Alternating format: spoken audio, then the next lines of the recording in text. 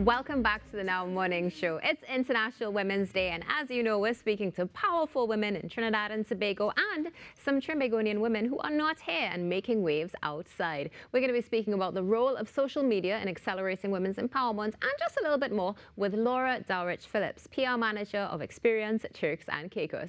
Good morning, Laura, and welcome. Happy International Women's Day to you and all of Trinidad and Tobago.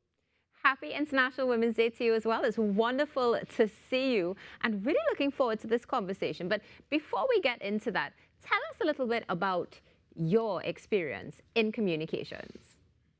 As you know, I left my journalism career, my 27-year journalism career last September, and I decided to embark on a brand new career in public relations. So here I am in the beautiful Turks and Caicos Islands, working for Experience Turks and Caicos, which is the destination management organization responsible for promoting and marketing these beautiful islands. And it has been very interesting. You know, journalism and communications are very similar, yet they are very, very different. So it's been a learning curve for me, and it just goes to show you're never too old to learn new tricks, Natasha. I mean, definitely taking that inspiration this morning right here on Now and just continued in general from your incredible experience. Now, that's a big jump. I mean, decades in journalism, making that leap, literally going across the islands as well. How was that for you going through that journey and making that executive decision to just change? Was not an easy decision, let me tell you, because, you know, 27 years in media, it was my comfort zone, and I could have just stayed there, but there was something in me that just wanted to do something else. I wanted to explore something more. And I decided to just jump. And as somebody told me, jumping is never easy. You don't have a parachute. You don't know where you're going to land. It's never easy. And it hasn't always been easy, but I am doing it and I'm very proud of myself for doing it. I'm proud of myself for taking on a new challenge at this age. I'm 51 and life never ends. As I always tell people, life ends when it ends. You can't put a cap on yourself. You have to keep pushing and doing things that make you happy and following the beat of your own drum, really.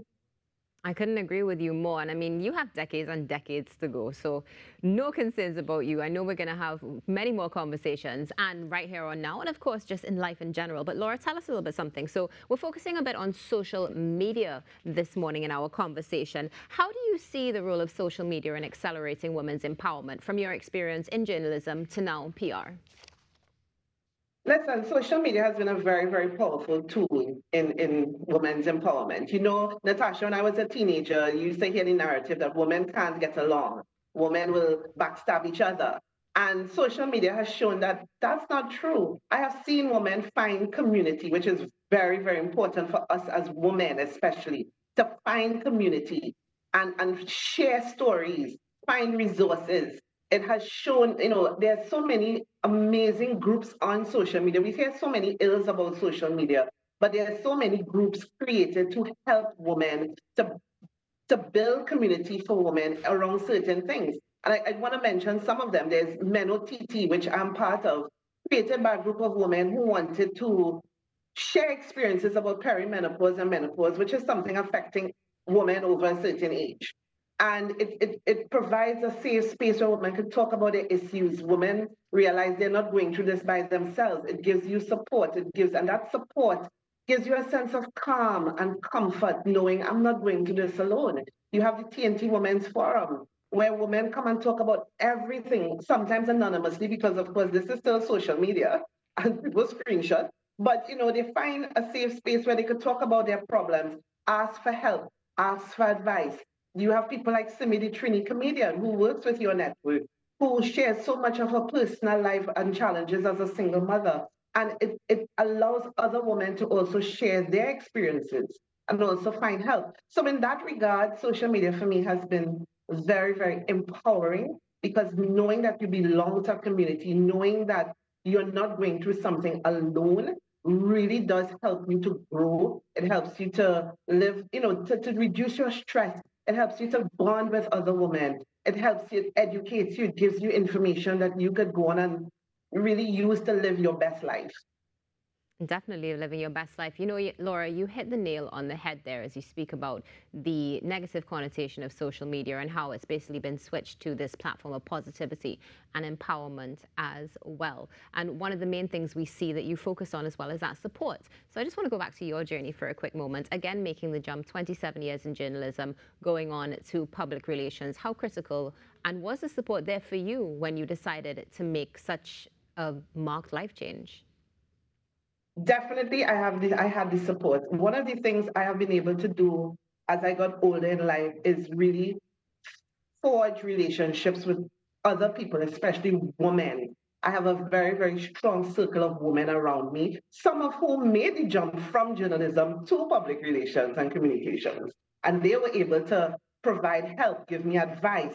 I have mentors, female mentors, who would encourage me, who I would meet with weekly on the phone, cry if I had to cry, talk about all my issues, and they would train me and guide me and help me to learn what it is to transition, not just into public relations, but into a real managerial role where I am making critical decisions, where I have expanded responsibilities than I would have had as a journalist. Even though in my last job I did have a management role, but I didn't have all those responsibilities that I do have now. So that support has been really amazing and critical for me. And I have the best girlfriends ever.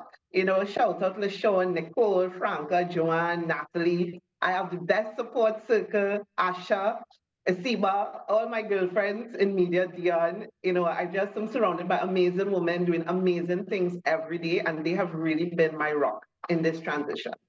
That is so beautiful, and it's wonderful to know that you have that support. And also just bringing social media back in, because of course, now you're in Turks and Caicos, you also have the opportunity to connect with girlfriends virtually, correct? Yes, I do. Yes, I do. That is how I've been staying connected. Listen, I was so connected during Carnival, especially because I did not come home for Carnival. And it was almost as if I was there. The only thing I just wasn't there physically, but I was up to speed on everything, talking to artists all the time. I knew everything that was going on in Trinidad. I love it. And I'm glad that you got that experience as well. Again, giving thanks to social media for being able to keep us in the know, no matter where we are, and in real time as well. Laura, this International Women's Day, of course, we're speaking about inclusion. Two things. Firstly, what does inclusion mean to you when it comes to women? And do you have a message for those who perhaps are contemplating taking that leap of faith, making that transition, but don't necessarily have the confidence or know where to start? But inclusion means to me to have a voice, to be able to have a voice. Too many times there are parameters put on you by society, by the way that you look, the school that you went to, the income level that you come from. But everybody has a voice. And it is important to create a space for people to have a voice. And if you are not, if and no one is creating a space for you, you have to create a space for yourself. And eventually you will have that voice. As well as for advice for those who want to make the transition, listen, you have to just do it. Nike says it, just do it. Even if you're not confident, and I cannot tell you that I'm 100%, I was 100% confident when I did it. Just do it. Do your research. Make sure you have the tools that you need to make the transition. And just do it. You never know. And you cannot be afraid of failure, because failure is part of your journey. It is part of your learning. You fail, and successful people will tell you this all the time. They learned from their failure. And somehow we get in our heads that we have to fear failure. No. Failure is a learning tool. You learn from it and you move on. So don't be afraid to fail. Don't be afraid to fall. Don't care. Don't think about what other people will think or what they will say. You need to do you. Do your research. Make the jump. Absolutely beautiful and powerful. Laura, thank you so much for joining us this morning. I hope that you have a wonderful International Women's Day. And of course, you just continue to enjoy life and excel. Thanks, Natasha. Thank you, everybody. I hope to see all of you soon in the Turks and Caicos Islands. We come in. We come in. Have a good one, Laura. International Women's Day right here on the Now Morning Show. Just spoke to Laura Dowridge Phillips. And coming up, we're going to be touching on an integral you know what? Just stay tuned. The Now Morning Show is coming up after this break. On International Women's Day, let's celebrate the strength, resilience, and achievements of women worldwide. Today and every day, let's strive for gender equality, empower women in all spheres of life, and work towards a more inclusive and just society. Together, let's build a future where every woman and girl can thrive, fulfill her dreams, and contribute her talents to shaping a better world.